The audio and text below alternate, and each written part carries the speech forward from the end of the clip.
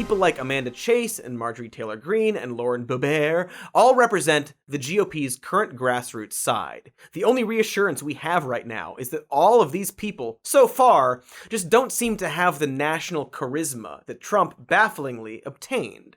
Probably the funniest example, however, are the non-true believers, otherwise known as opportunists or grifters. J.D. Vance springs to mind. He's the writer of an autobiographical book called Hillbilly Elegy, which you might know as an extremely bad movie starring Amy Adams and Glenn Close. Not just because the movie is bad, which it is, but also because it's based around an extremely average American childhood, being propped up as some kind of unique hardship. Things could get tough down in Jackson in a heartbeat. But Mama and Papa taught me that you never start a fight. Must have been so hard for you, getting dunked underwater for 15 seconds like that. Look, I'm not saying bullying is fun or good, but rather that this movie is filled with moments like this. Real bumper bowling problems that most middle-class white guys experience at some point, being painted as a harrowing tale of overcoming adversity.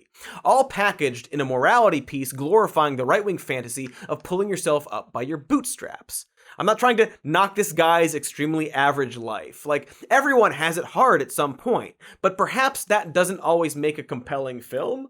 But it should be noted that JD got into Yale in big part to their financial aid package, and is now running as a Republican for Senate and works for Peter Thiel, a guy who wants to pay people to not go to college. The professors are the enemy. If you dare to watch this film or read his book, you'll realize that Vance learned all the wrong lessons from his childhood, seeming to conclude that people in poverty are there because it's mostly their fault. Like, the film ends with him deciding to not support his addict mother, and that's like a victory.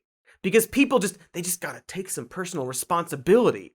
Get into Yale, run for Congress, and have Peter Thiel donate $10 million to their campaign, followed by an undisclosed donation by hedge fund manager Robert Mercer. Bing, bang, boom. Bootstraps accomplished.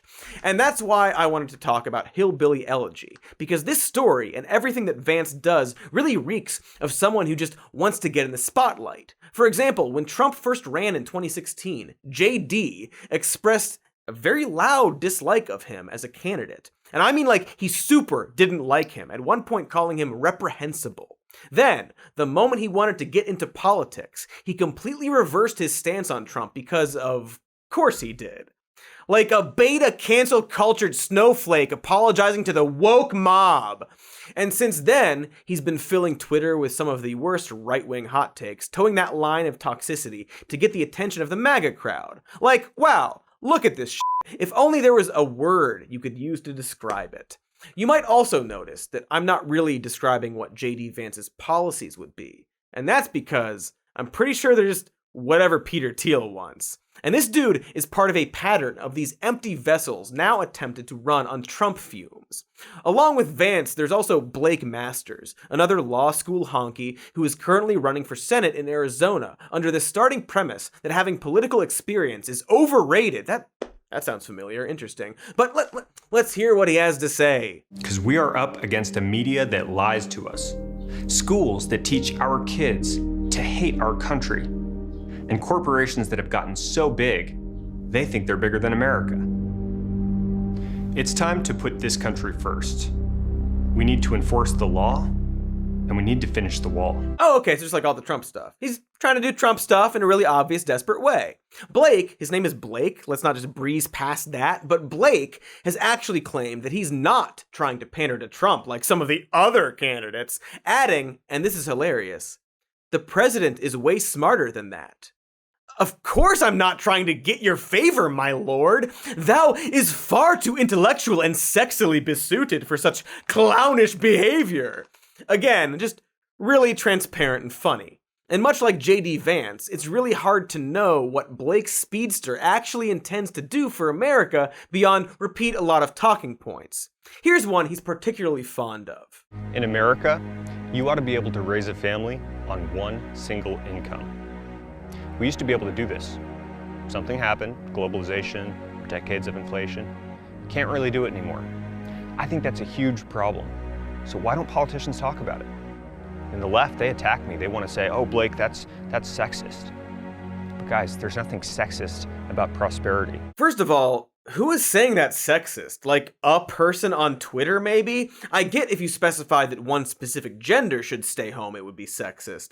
But the idea that all jobs should pay well enough and have enough benefits to support an entire household is very much something the left actually wants. Literally, Elizabeth Warren wrote a book on it. But two of all, interestingly enough, Blake Thunder doesn't ever specify what he thinks should be done to accomplish that.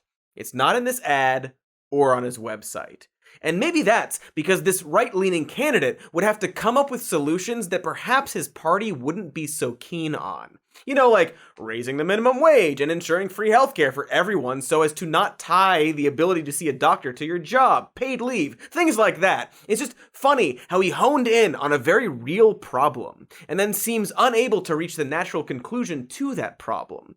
As if he knows he needs to appeal to Americans, but isn't actually interested in helping them. Man, who is funding this guy? Peter Thiel? Oh, that's actually the answer. Can you guess how much he gave him? It was $10 million?